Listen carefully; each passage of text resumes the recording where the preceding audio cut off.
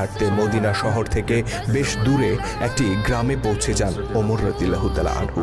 সেখানে একটি বাড়িতে উনুনের পাশে একজন নারীকে দেখতে পান তিনি। চুলায় পাতিল চড়িয়ে কি যেন সেদ্ধ করছেন।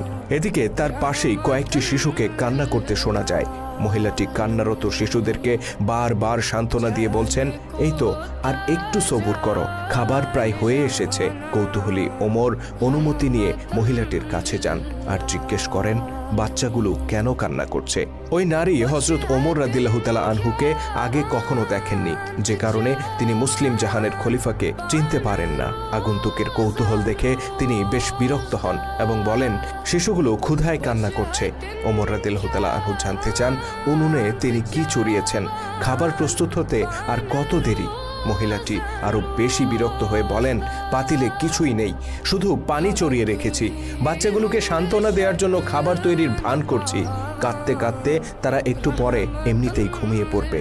অতঃপর অতি দুঃখের সাথে নারীটি জানান তার ঘরে কোনো খাবার নেই। তিনি নিজের এই দুরবস্থার কারণে খলিফা ওমরকে দায়ী করেন আর বলেন, নিশ্চয়ই এর জন্য আল্লাহর দরবারে ওমরকে জবাব দিতে হবে। তিনি জানতেন না তার সামনেই দাঁড়িয়ে আছেন খলিফা ওমর রাদিয়াল্লাহু তাআলা আনহু।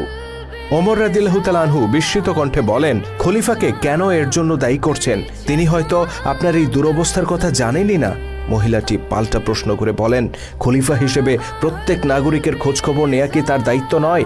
তিনি কেন আমাদের ব্যাপারে গাফেল থাকবেন? এর জন্য অবশ্যই তাকে জবাব দিতে হবে। মহিলাটির এই অনুযোগ খলিফা ওমরের হৃদয়কে চূর্ণ করে দেয়। তিনি বলেন, আপনি অপেক্ষা করুন, আমি শীঘ্রই বাচ্চাগুলোর খাবারের ব্যবস্থা করছি। অতঃপর তিনি রাষ্ট্রীয় গুদামঘরের উদ্দেশ্যে রওনা হয়ে যান আর মহিলাটি অবাক হয়ে ভাবতে থাকেন, কে এই আগন্তুক? ওমর রাদিয়াল্লাহু তাআলা আনহু দ্রুত ছুটে যান রাষ্ট্রীয় গুদাম ঘরে। সেখান থেকে একটি আটার বস্তা বেছে নেন আর অনুচরকে বলেন, এটা আমার পিঠে তুলে দাও। অনুচর আসলাম বললেন, আমিরুল মুমিনিন, আপনি তো হাঁটতেই পারেন না ঠিক মতো, আপনি কি করে এই বোঝা এত দূর নিয়ে যাবেন? বরং আমি এটা সেখানে পৌঁছে দেই। খলিফার আগত কণ্ঠে বললেন, কিয়ামতের দিন কি আমার বোঝা তুমি বহন করবে? দেখলে না ওই নারী তার দুরবস্থার জন্য আমাকে দায়ী করেছেন? আমার বোঝা আমাকেই বইতে দাও। অতঃপর অর্ধজাহানের বাদশা হেঁটে চললেন লাঠিতে ভর করে। কাঁধে তার আটার বস্তা, পিছু পিছু হেঁটে চলল বিভ্রান্ত অনুচর। এভাবে দীর্ঘ পথ হেঁটে প্রকৃতিতে যখন অন্ধকার নেমে এলো, তখন তারা পৌঁছলেন সেই বাড়িতে। তিনি নিজ হাতে আটা বের করলেন আর উনুনে জাল দিয়ে খাবার প্রস্তুত করে দিলেন। অভুক্ত শিশুগুলোর কান্না যখন থামল, তখন ওই মহিলা বললেন, কতই না ভালো হতো যদি ওমর না হয়ে আপনি হতেন আমাদের খলিফা। অনুতপ্ত ওমর রাদিয়াল্লাহু তাআলা আনহু বললেন,